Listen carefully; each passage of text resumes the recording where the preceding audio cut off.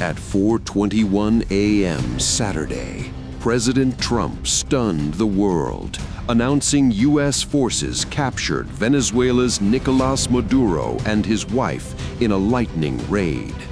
But this was no sudden strike. For months, elite Delta Force trained relentlessly on a perfect replica of Maduro's fortress safe house, rehearsing every entry, every scenario. What Trump called a heavily fortified fortress fell fast. Months of secret prep led to this historic takedown, proving America's military precision changes geopolitics overnight. At the same time, the CIA had a small team on the ground in Venezuela as early as August, mapping Maduro's daily movements, his routines, locations, and vulnerabilities. Intelligence sources say the agency also had an asset close to Maduro, ready to pinpoint his precise location as the operation went live. Our interagency work began months ago and built on decades of experience of integrating complex air, ground, space, and maritime operations. While the past 2 decades have honed the skills of our special operations forces, this particular mission required every component of our joint force, with soldiers, sailors, airmen, Marines, and Guardians working in unison with our intelligence agency partners and law enforcement teammates in an unprecedented operation.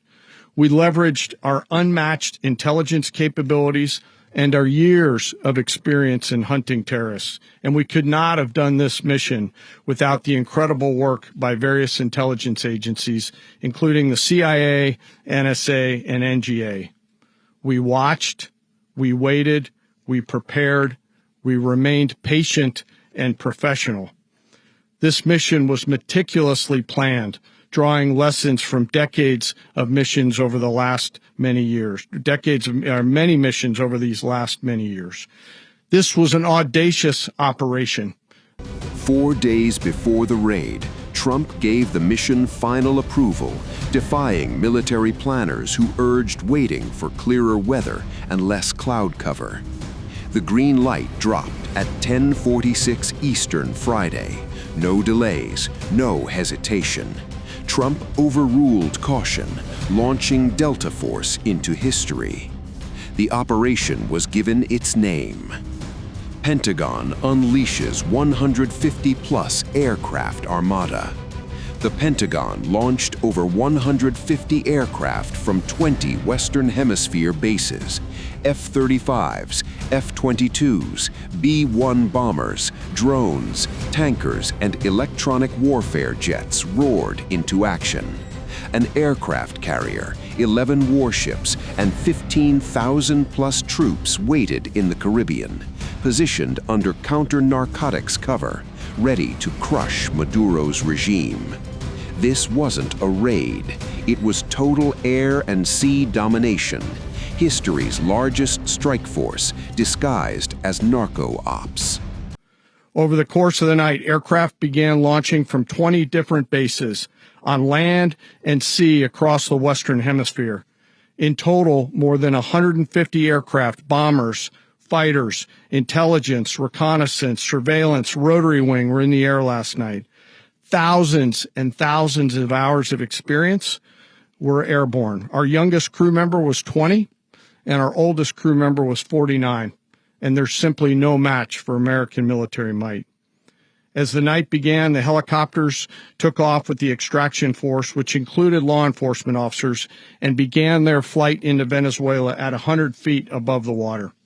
As they approached Venezuelan shores, the United States began layering different effects provided by Spacecom, Cybercom, and other members of the interagency to create a pathway.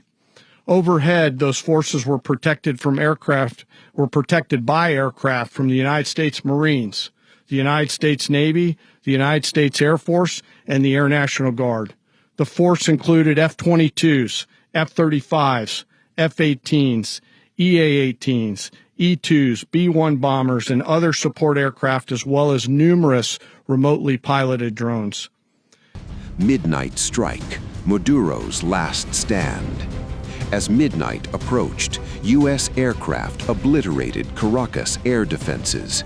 Satellite images later revealed torched Venezuelan vehicles at La Carota base. One chopper took a hit but flew on.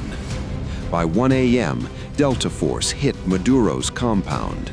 Armed with blowtorches, they sliced through steel doors in seconds alongside FBI agents. Maduro bolted for his safe room, but failed. He and his wife surrendered instantly. Helicopters lifted off amid self-defense firefights, clearing Venezuelan skies clean. In an operation known as Midnight Hammer, all perfectly executed and done. No nation in the world could achieve what America achieved yesterday, or frankly, in just a short period of time.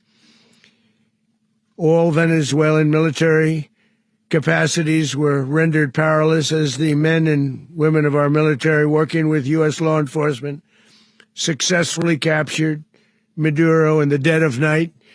It was dark. The lights of Caracas were largely turned off due to a certain expertise that we have. It was dark and it was deadly. But captured along with his wife,